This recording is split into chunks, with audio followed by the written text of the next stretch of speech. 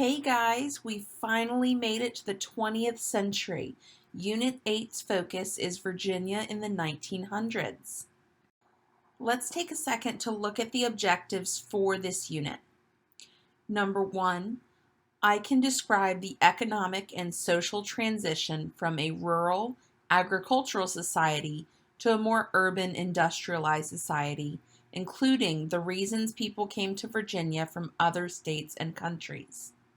Number 2, I can identify the impact of Virginians such as Woodrow Wilson and George C. Marshall on international events.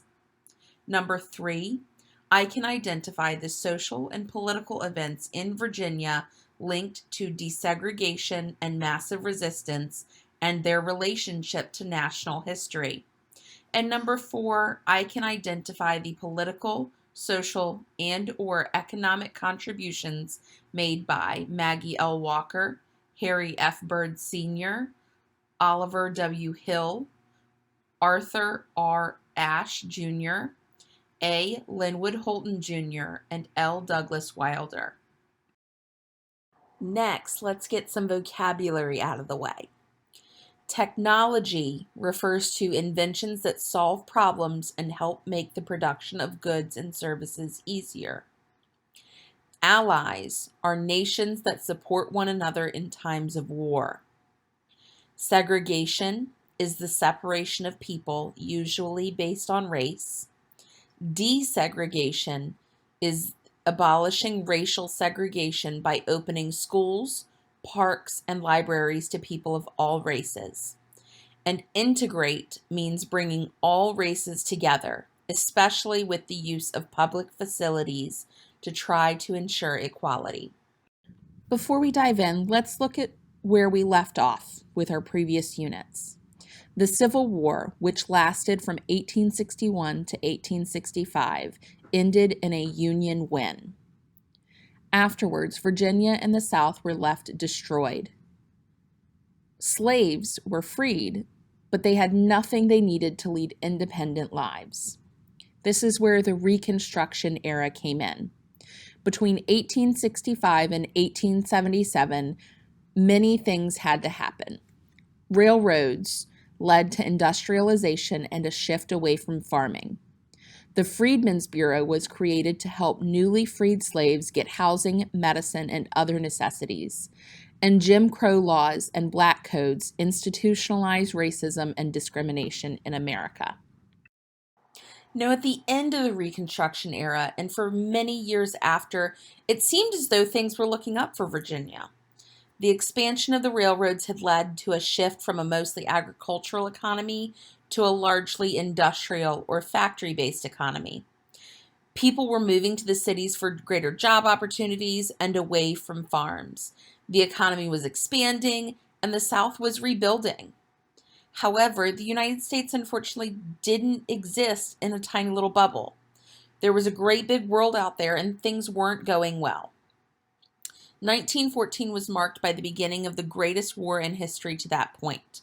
Known then as the Great War, it would later become known as World War I, and it involved 32 countries, including the U.S.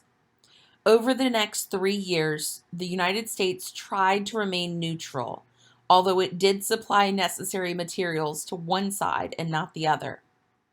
In the final months of the war, the U.S. was forced to get involved after the killing of hundreds of Americans, which incidentally helped lead to the end of the war. Just 11 years after the end of this war, our economic boom came crashing down. This time period, known as the Great Depression, would last for 10 years, and the majority of America struggled just to put food on the table. This time period included the highest unemployment rates this country has ever seen. Just as Americans could see an end to their struggles, another war broke out. This time, Germany, Japan, and Italy sought greater power and land. Once again, the United States went to war, leaving women to run things back home. Meanwhile, African Americans and other people of color had never stopped fighting for equality, and that fight would soon come to a head. In this unit, we will explore all of these areas. The 20th century is known for more than just war, though. This was a time of making great connections. In 1956, President Eisenhower signed a bill to create the new interstate highway system to connect the entire country. Airports began to replace train stations, and cities began to grow, moving away from small mom-and-pop stores in favor of huge malls. Women also gained the right to vote, and students began using a new technology in the classroom: computers. Another technological advance at the time was the streetcar. In 1888, Richmond, Virginia became one of the first cities in the U.S. to use electricity to run its streetcar system. Streetcars were a combination of a bus and a train. Only one car, but running on tracks. You can see an illustration of a streetcar in the picture on this slide. An overhead wire ran over the streets, and each car touched the charged electric wire with a long pole on its roof. As the streetcars passed, showers of sparks would fly onto the road.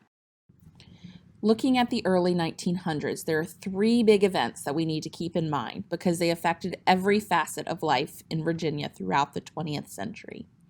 First, people began leaving Virginia, especially African Americans, due to poverty and greater opportunities in the Northeast and Midwest. Second, women fought for years to gain the right to vote. This was known as the women's suffrage movement. Their marches and hunger strikes paid off because in 1920, the 19th Amendment gave them the right to vote. Finally, America was devastated by the Great Depression from 1929 to 1939 after the stock market crashed. Work became scarce and people couldn't feed their families. The New Deal in 1933 helped put people back to work.